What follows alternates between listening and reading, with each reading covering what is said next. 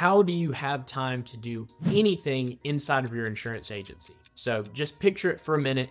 If you had tools and techniques in place that would help free up your time or the time of your team members, like your producers and your CSRs, so that you could get more done each day. In this video, we're going to go through tips and tricks that I've got from running my agency and that I've built from helping literally hundreds of other agencies to run more effectively. And I'm going to give them to you for free so that you can keep rolling with your agency. So without any further ado, let's get into it. All right, so we're going to talk about how to reclaim your time and grow your insurance agency through mastering time management. This is something that not a whole lot of people talk about, but I think it's really important. So first, I'm going to talk about the Eisenhower Box. And so you see this little matrix here. I'm going to get into it. You see urgent and important, urgent, not important, or not important, urgent, etc. So the first box is urgent and important. So these are going to be the tasks you need to work on ASAP. So this is going to be your immediate tasks. So if something is urgent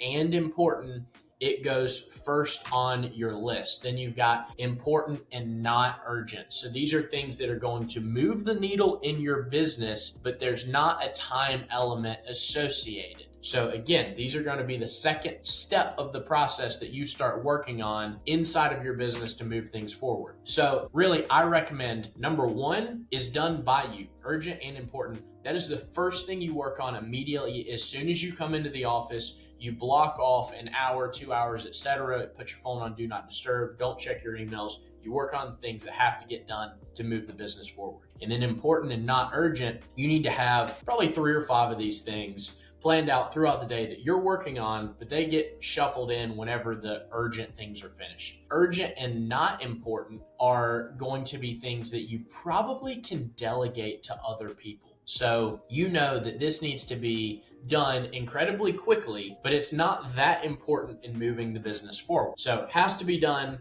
not necessarily done by you. I would delegate this to somebody else. And the same thing with not urgent and not important. If it's not that important, you may consider just deleting this from what you're doing. So you're probably like me, tons of things get added to your to-do list that don't have to be done. So look at what you can automate, eliminate, and delegate from your day to day. So next I want to talk about the Pomodoro Technique. Essentially, it's this idea that you block out 25 minutes and you just work on one specific task during those 25 minutes. And so you want to start with the basics. What is the task? Clearly define it and define what has to be done for it to be finished inside of that 25 minutes.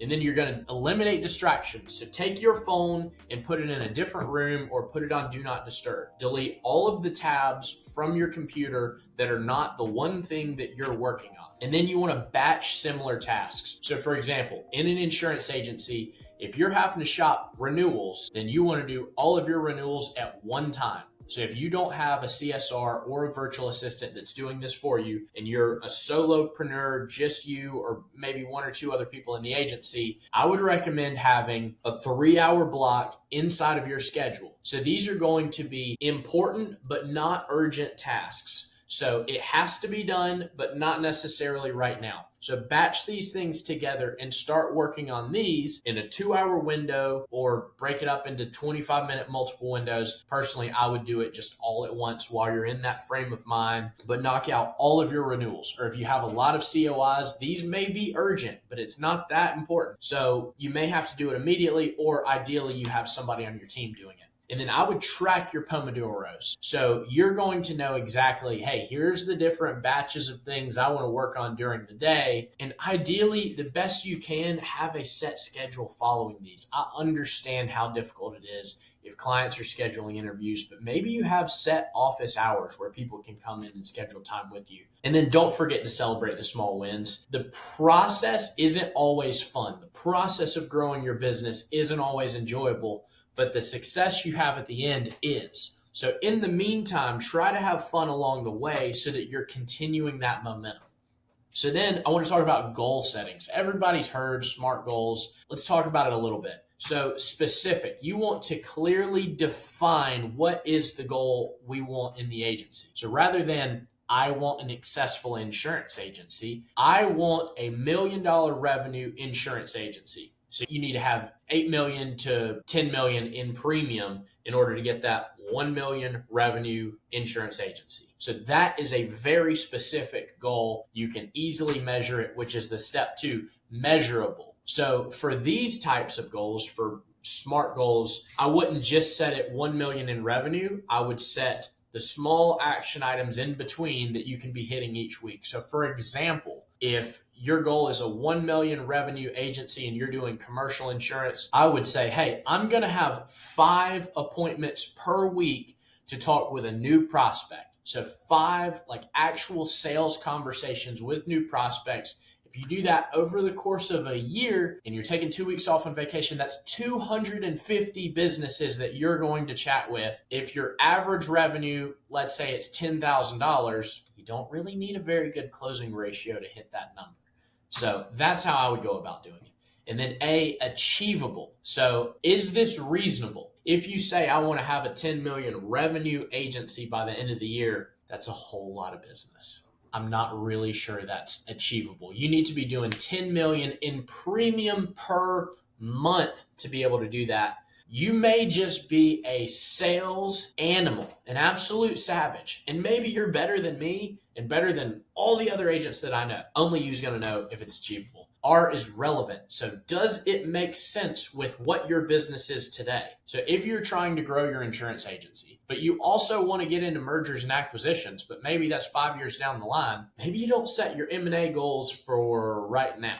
Maybe you set in 5 years. Don't distract yourself. And then T, time bound. Set a time deadline on when this is going to happen. So think back to when you were in school and you had a project to get done. You probably were given 2 weeks and then you didn't start on it until 2 nights before it was due. If you were like me, you didn't start on it until 8 p.m. the night before it was due. But the key is, because there was a time element, there was a time that that project had to be done by, and you need to set time-bound deadlines for your goals and then have somebody else that keeps you accountable. So the way that some of my friends do this is we all put $10 into the bucket if we don't hit our goal, and then you just donate the bucket at the end of the year. Pick a charity. So you're doing good by missing your stuff, but nobody wants to lose out on the $10. $10 isn't that much, but just the thought of not hitting your goals and having to pay that in, nobody wants that. Nobody wants to be the one that lost that week.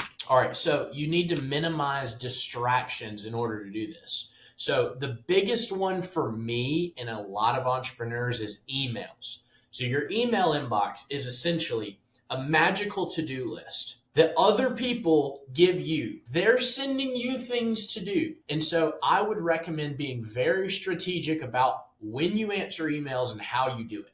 So for myself, I recommend to a lot of people having an assistant that assists you with emails. So you can outline several buckets of types of emails you get. You can assign different urgency levels to each of these emails. And if it's a client trying to bind coverage, maybe they go ahead and send you a message in Slack now to go ahead and address it. If it's something that's just a question that can be done anytime today, maybe you have a 1 hour batch of time at the end of the day when you sit down and answer all of those questions. Next is single tasking over multitasking. I know all of us, especially entrepreneurs, tend to think, I'm incredible at multitasking. I am better than anybody else at doing all of the things. That may be true, but I promise you, if you're being pulled in multiple different directions, you're not as effective. And that's what we're looking for. So ideally, if you can work 4 hours and get the same amount done as it takes somebody else 8 hours, you're going to compound that over time. And that's what we're looking for. A customized do not disturb. So obviously there's going to be emergencies that happen. So maybe you set your do not disturb so that family can still reach you during this time period. But I recommend liberally using your do not disturb feature on your phone, email, etc., so that you're not distracted. So when you're working on the things that have to get done, the most important things to move the needle inside of your business, that's the only thing you're working on. Workspace optimization. So I like to have a very clean workspace. I like lots of room to move about on my desk. I also have a really big 6 foot wide whiteboard next to me. If ideas come up during the day, I write them on the whiteboard. I also have a Google Doc called my Not Now list. If it's a really good idea, but it's not essential for me to work on right now, kind of going back to SMART goals, it's not relevant for right now, it goes on the not now list. It's something that I need to look at in the future because it can help me, but I don't need to mess with it right now and don't need to mess up my focus. All right, so breaks and downtime. I know a lot of us don't want to talk about this, but it really is important. So having a mental reset. Some people say it needs to be every 25 minutes. Some people say it needs to be every 90 minutes. But there's a lot of different statistics about the benefits that your brain gets by having a small reset. So obviously there's just your personal psyche, but there's also the business case. So roughly 70% of people talk about experiencing burnout inside of their businesses. So if you're able to do this for yourself and your team, have short breaks throughout the day, it could be as short as 5 to 15 minutes. Just very quickly walk outside, get some fresh air, take a quick stroll around the block. You're going to decrease burnout. And so you're going to lengthen the time that you can work over time. You're not going to need a week to just get away completely. Now, granted, yeah, that's a good thing to do sometimes, but this allows you to work better in the interim. So active breaks, it is very beneficial during your break time not to just be endlessly scrolling on your phone.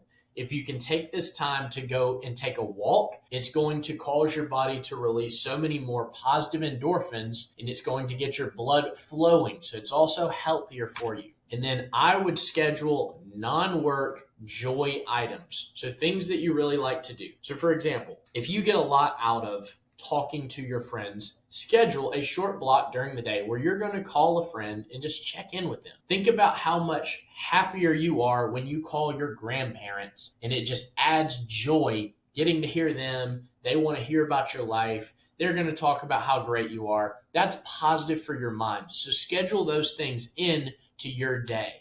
And then the power of saying no. Again, like I said with email, it is just people adding things to your to-do list. Not all of these things have to be done, and especially not all of them have to be done by you. Now, obviously, if it's a client asking a question about a policy, you need to get this finished or else they're going to cancel and they're going to move to somebody else.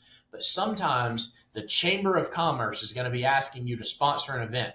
You don't have to do that. They're probably still going to keep coming back to you in the future. They're not going to get their feelings hurt if you say no this time because you're really busy. Because if you're an effective and successful business owner, you're going to be busy, and they need to understand that. So there's lots of time management apps. There's a few that I recommend. I like Todoist. It is a digital to-do list. I put all my stuff there. I check it all. I can put deadlines.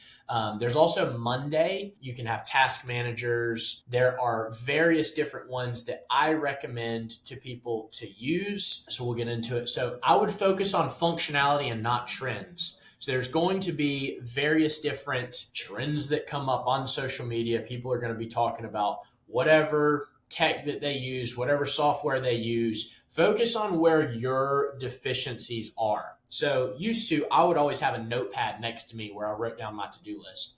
And now that I've transitioned into Todoist, it helps me a lot there. So I would highlight simplicity. So again, keep it simple, stupid, or keep it stupid, simple, however you want to set up that acronym. I would keep things as minimal as possible, because anytime you add complexity, you add places where there can be a breakdown in functionality and efficiency. So you need to showcase automation. So for example, if you have a scheduled meeting with a client, a lot of times you want to confirm that meeting. Well, you could very easily set up automation inside of your CRM or inside of your calendar to do that follow-up for you. So the 2 minutes it would take to send that email is 2 minutes that you're not thinking about something else, or it's less time actually involved in a task. Just set up the automation to go for you and don't worry yourself. Keep your mental strength. So integration is key. One of the things I recommend is having your emails and your CRM integrated, so that anytime a client emails you, it shows up inside the files in your CRM. This allows everything to go together. If you're out one day, your team can still log in and see what's going on. It just saves time, and time is money. And then prioritize security. So anytime you're adding in technology, there's also a risk of cyber breaches. I would just recommend use LastPass, use different passwords, make sure you've got a password manager, have double authentication, all the things that you can do to make sure that you're keeping your data safe. All right, so that's the basics of time management. Obviously, we couldn't cover everything in just a 15-20 minute video, but I hope this has been beneficial to you. If you have any questions, reach out to my team. You can visit agencyaid.com. You see on here, it's got the dash, agency-aid. You can also go to agency aid, no dash. Reach out to us, send us an email. We'd love to be able to help you and watch your agency grow to the next level. Thanks. Thank you so much for watching this video. In our next video in this series, we're going to learn about building out the systems and processes so that you can train any team member to effectively take over pieces of your agency so you're getting back your time and you're running more efficiently. Again, thanks for watching. Please click the subscribe button below, like and comment. Let us know if you have any questions, and we'd love to be able to help you.